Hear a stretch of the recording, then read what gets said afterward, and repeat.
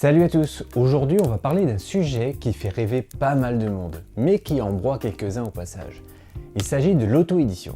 Alors, est-ce que c'est la liberté absolue, ou est-ce que c'est plutôt un marathon en tongs dans des graviers? Vous êtes prêts? C'est parti!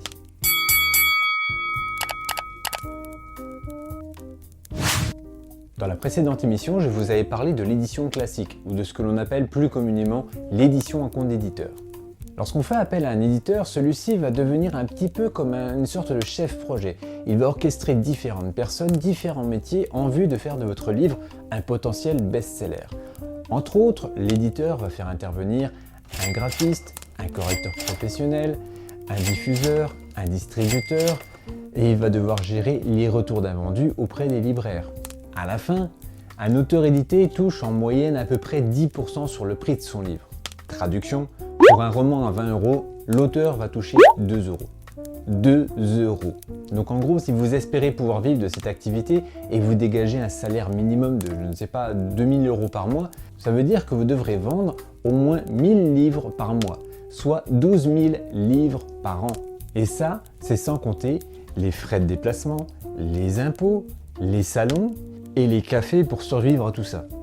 Cet épisode est sponsorisé par les pâtes Qui l'eût cru, la marque officielle des auteurs fauchés qui mangent al dente. Bref, voici la réalité des chiffres, alors accrochez-vous. Selon des données croisées de la Bibliothèque nationale de France, de Written Word Media et de Alliance of Independent Authors, la moyenne brute des ventes d'un auteur indépendant est estimée à moins de 5 à 10 livres par mois. Et environ 80% des livres auto-édités se vendent à moins de 100 exemplaires sur toute la durée de leur vie. Et on estime même qu'un auteur qui vend entre 200 et 300 exemplaires par an s'en sort mieux que la moyenne, y compris chez les auteurs édités. Alors je vais vous faire une petite métaphore. L'auteur édité, c'est un petit peu comme le randonneur qui part dans les Vosges. En revanche, l'auteur auto-édité, c'est plutôt l'alpiniste qui part dans les Pyrénées. En gros, il peut grimper plus haut, il peut gagner plus, mais il porte son sac, son matériel, son bivouac et même parfois son psy. Qu'est-ce qui m'a pris de me lancer là-dedans? J'en peux plus! Et les auteurs édités au milieu de tout ça, eux, ils sont un petit peu comme des alpinistes qui gravissent l'Everest avec un guide spécialisé, des caméras et des marques qui sont prêts à payer pour être sûrs qu'ils atteignent l'objectif. Wouhou! Hello les amis, j'y suis! Spoiler, ils sont pas très nombreux. Alors oui, l'auteur auto-édité, c'est 12 métiers en un. S'auto-éditer, le concept, il est simple. Tu es à la fois auteur, éditeur, directeur artistique, c'est pas facile à dire. Community manager, commercial, logisticien, comptable, attaché prêt. C'est un véritable parcours du combattant. Et même si l'on pense qu'on va être à la hauteur, ce n'est qu'en le vivant qu'on se rendra compte de l'ampleur de la tâche. Oh, merde. Alors il y a une phrase que j'adore citer pour expliquer ce qu'est l'auto-édition. Cette phrase est la suivante. L'auto-édition, c'est ce qui permet à n'importe qui d'éditer n'importe quoi. Et c'est vrai, cette phrase montre à la fois la plus grande force et le plus gros défaut de l'auto-édition. À présent, tout le monde peut publier son roman. Plus besoin d'être validé par un comité de lecture chez un éditeur. Mais du coup, il n'y a plus de filtre. Virez-moi ce bouquin de merde. Alors oui, il y a des pépites, mais il y a aussi des auteurs complètement déconnectés de la réalité qui vivent dans leur monde. C'est un peu comme si je me mettais à faire des vidéos sur YouTube. Et si vous voulez en découvrir quelques-uns, je vous invite à découvrir la chaîne de Michael Bieli si vous ne le connaissez pas déjà, et son deep web littéraire, c'est phénoménal.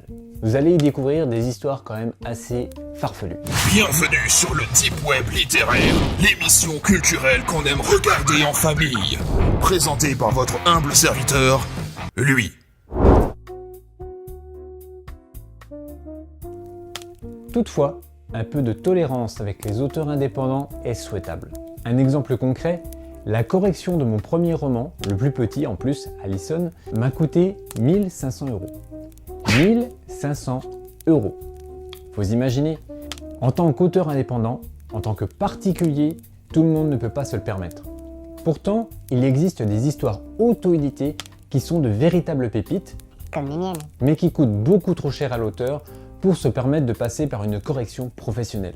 Alors la question est légitime, doit-on empêcher une histoire d'exister parce que sa correction n'est pas parfaite? Je sais que certains ne seront pas d'accord avec ça, mais ça reste une réalité. D'ailleurs, n'hésitez pas à mettre votre avis en commentaire, je serais assez curieux de découvrir ce que vous en pensez.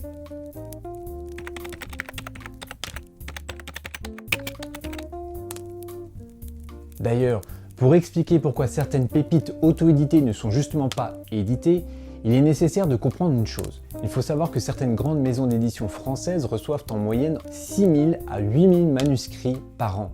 C'est énorme. Et les meilleures d'entre elles ne publient généralement pas plus de 1 à 6 nouveaux auteurs, pas plus. Alors je vous laisse faire le calcul.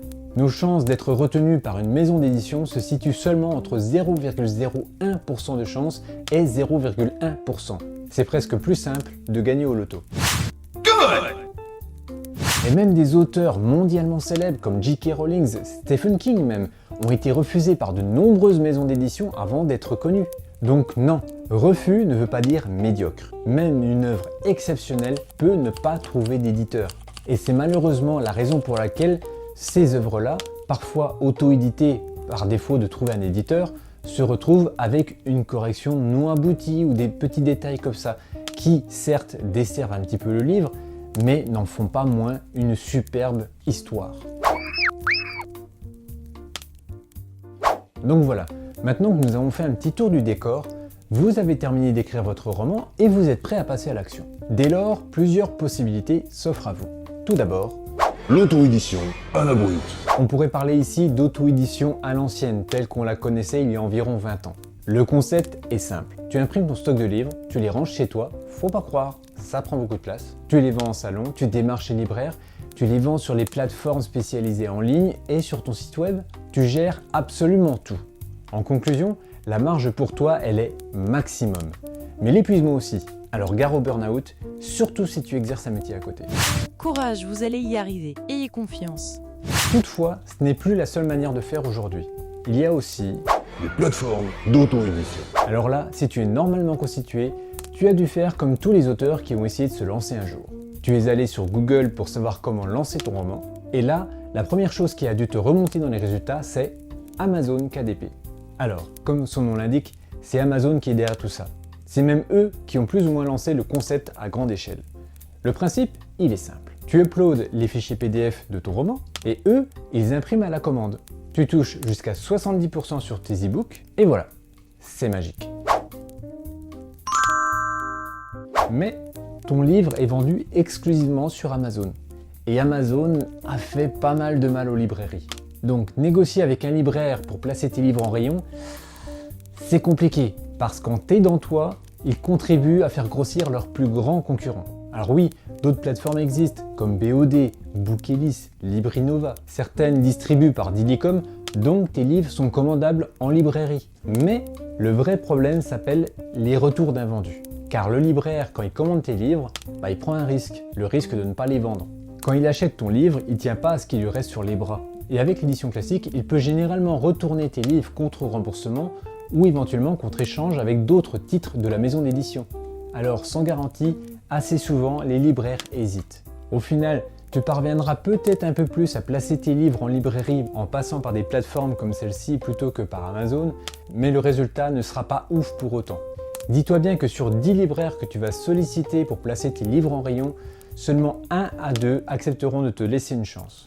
Pour avoir fait moi-même l'exercice auprès d'une centaine de libraires, c'est la conclusion que je peux t'apporter d'après mon expérience. Et ce n'est même pas dire que les libraires avaient de quoi douter sur la qualité de mes romans, puisque tous ont été finalistes ou lauréats de différents prix littéraires, et l'un d'entre eux, le tout premier, a même été un best-seller sur la plateforme de BOD. Donc c'est normalement plutôt rassurant pour le libraire, mais cela n'empêche que c'est compliqué de les convaincre lorsqu'on est auteur indépendant. Mais le problème d'être auteur indépendant ne se limite pas simplement au fait de placer nos livres dans les librairies.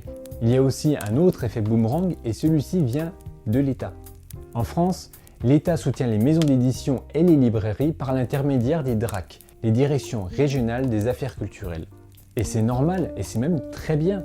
Mais cela impose des règles. Par exemple, certains festivals littéraires subventionnés par les aides de la DRAC ont pour obligation de n'accueillir quasiment que des auteurs édités à compte d'éditeur. Résultat, les auteurs indépendants passent parfois à la trappe. Mais ce n'est pas une attaque contre nous, mais un effet de système. On veut aider d'un côté, alors forcément, ça discrimine de l'autre. Ce qu'il faut juste retenir, c'est qu'encore une fois, ça nous ferme des portes. Alors après, il y a d'autres manières de se faire connaître. Il y a les salons littéraires, comme par exemple le Livre sur la place de Nancy qui accueille chaque année environ 150 000 visiteurs sur 3 jours. C'est énorme.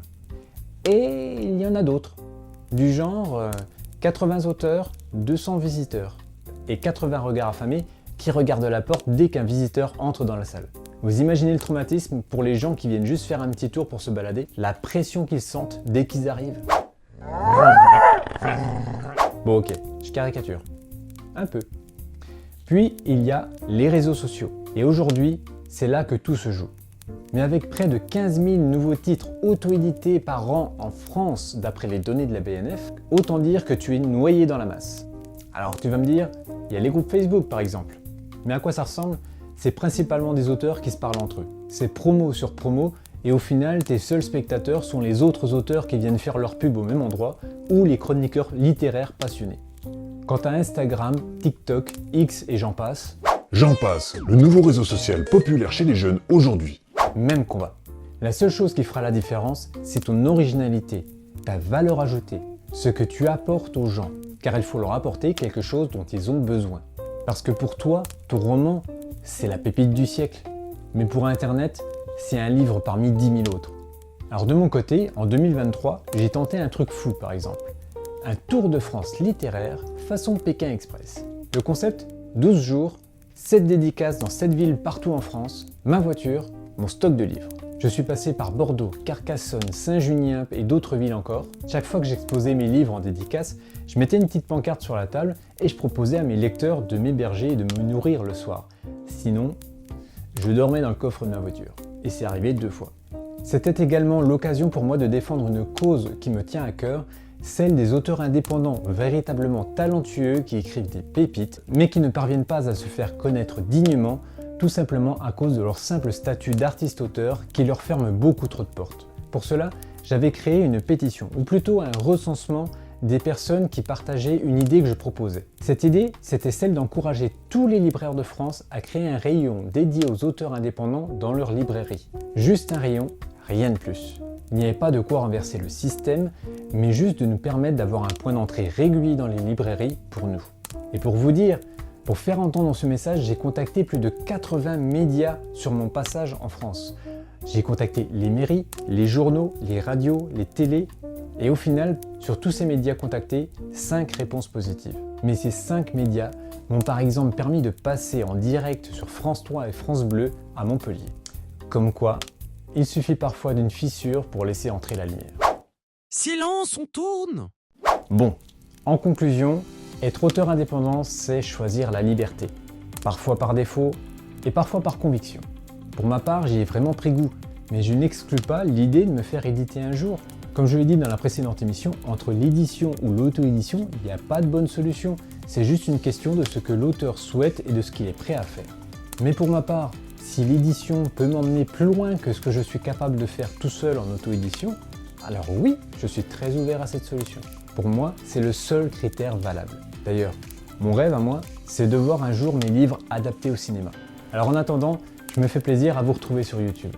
Parce que c'est, d'une certaine manière, un premier pas dans cette direction. Et comme je le dis à chaque fois, je suis auteur indépendant. Je n'ai pas d'éditeur, pas de producteur, pas de gros budget.